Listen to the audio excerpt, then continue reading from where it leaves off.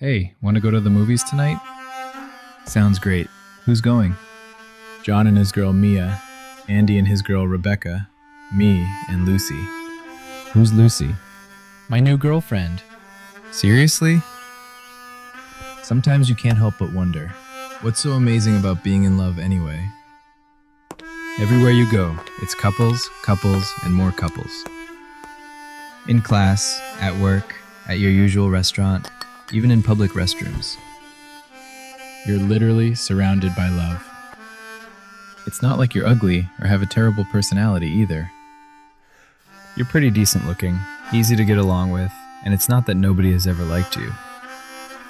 You just don't really feel like being in a relationship right now. Simple as that. And honestly, there are plenty of people who feel the same way. But what you might not know is that according to psychology, there are 5 types of people who actually prefer keeping life simple rather than getting involved in a relationship. Think about your single friends for a second and see if you can guess which single type they belong to. Who knows, maybe you'll suddenly realize, oh wait, that's me. The highly independent. Why do I even need love that much? That's probably their catchphrase. For these people, their core value is personal freedom. They're like wild horses without reins, more in love with freedom than with anything else. To them, being in a relationship feels a bit like putting a collar on their neck. They honestly remind me of Sagittarius energy. I swear like 70% of Sag people are exactly like this. Highly independent people often feel that romantic relationships can steal time or energy from their personal goals. They've built this mindset of, why would I need a partner when I can do everything by myself? And the funny thing is, they actually can. You'll rarely see them having a weak, vulnerable moment because self-reliant people tend to have this natural optimism that's hard to beat. They're just chilling with life as it is. And whenever someone asks, so, why is there no one by your side?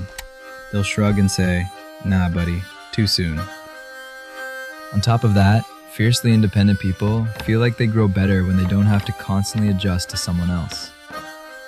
When they're single, that's when you see them in their best form. Full of life, bright, optimistic. Just watch the way they travel alone or go to the movies by themselves. You'll get it immediately. Honestly, date them if you want, but don't expect to be the center of their universe. Their main love story is still with their own life. The wounded lover. These are the quiet ones. After taking too many hits in love, they end up turning into basically a rock. You'll always feel like there's a wall around them. And of course, they're the one who built it. From a psychological point of view, people like this tend to protect themselves from the risk of getting hurt all over again. Their trust issues grow bigger after each breakup, each betrayal. They know what it feels like to be shattered. So when they put themselves back together, they swear they'll never let their heart crack like that again. Over time, they become extra sensitive to negative signs in a relationship, which leads to overthinking. Believe me, if you approach a girl like that, a true wounded lover, what you need is not just a smooth tongue or a pretty face. The only way to really reach her is with your soul. If you can't do that, she'll probably kick you out from the very first hello or hit you with something like, get the F out of here. And honestly, fair enough. Some others don't get hurt by love anymore. Instead, they turn into the villain. After being lied to and cheated on too many times, they decide it's payback time. And from there, the ones who were once emotionally wounded start wounding other people's hearts. I'll make a separate video just about this type, so hit that subscribe button and turn on the notification bell so you don't miss any of my videos on human psychology. The deep introvert. From a psychology perspective, deep introverts get overwhelmed very easily in social situations. They tend to withdraw, close themselves off, and don't really want to interact with other people too much. Most of their time is spent alone. It's like being on their own keeps them busy enough that going out, finding a partner, or even thinking about romance just slides down the priority list. They prefer solo activities over those emotional, constantly connected kind of relationships. being deeply introverted can slowly numb their desire to start conversations with others. They develop a mindset of, I'm fine on my own. And in reality, quite a lot of deep introverts do choose to stay single for a long time, sometimes for life. Or at least until someone truly compatible appears. Someone who feels in tune with them, who they can open up to and feel at ease with. Only then do they start to consider giving up their single life. Tough requirement list, but hey, quality control. Romantic relationships demand frequent interaction, and that alone can be exhausting for most deep introverts. So they honestly believe that staying single gives them the most peace and comfort. And you know what? For them, a quiet evening alone with a book might be more romantic than any fancy date night ever will be. The idealistic romantic. When it comes to this type of person, I'm pretty sure you've seen them somewhere around you, or well, sometimes you are them. You know the vibe.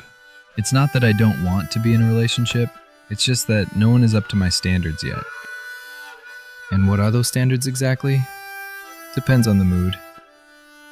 But most of the time, they're set so high that regular human beings can't even reach them with a ladder. According to psychology, people who are perfectionists in love tend to have extremely high standards. They don't want to date just because, and they definitely don't do temporary placeholders. Just one tiny thing, like replying 5 minutes late, having a slightly cringe voice, or eating pho in a way they don't approve of, is enough to quietly eliminate the other person from the candidate list.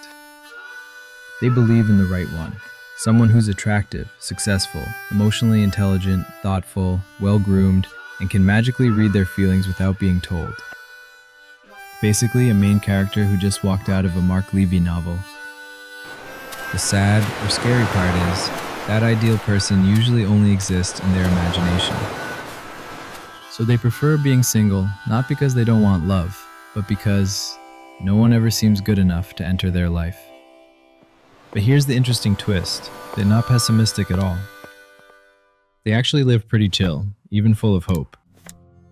Because love inside their head is always perfect, they can happily live with that fantasy for a very long time. Honestly, rent-free daydreaming is a whole lifestyle. And the moment you ask, so why don't you have a partner yet? They immediately switch to defense mode. Why rush? The right one just hasn't shown up. The goal-driven. If you've got that one friend whose schedule is thicker than the Oxford Dictionary, chances are they're this type. With goal-driven people, love usually comes after a long list of things.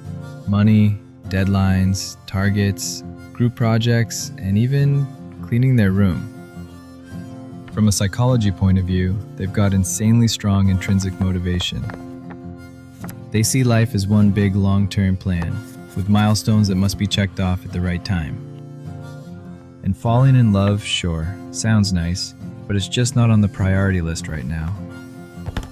To love someone, they know they need time and emotional energy. But hold on, at the moment they're busy chasing KPIs, cramming for certifications, learning new skills, or building something they'll be proud of when they look back later. For them, right person, wrong time is still wrong. So they choose to stay single and go all in on themselves. Try asking them, so when are you going to start dating? They'll probably shrug and say, when I'm done with this year's goals first. The problem is, this year's goals keep expanding into next year's goals, then 5-year goals, then my future empire goals. And just like that, they accidentally become a professional single person.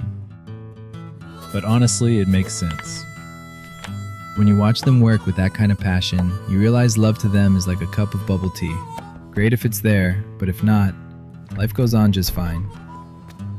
Maybe one day they'll date, but knowing them, it'll probably be scheduled into Google Calendar first. In the end, everyone has their own reasons for choosing to be single, from past heartbreak, perfectionism, being introverted, loving freedom, to chasing big dreams. No matter which type they are, they're still living in the way that feels most peaceful and true to themselves.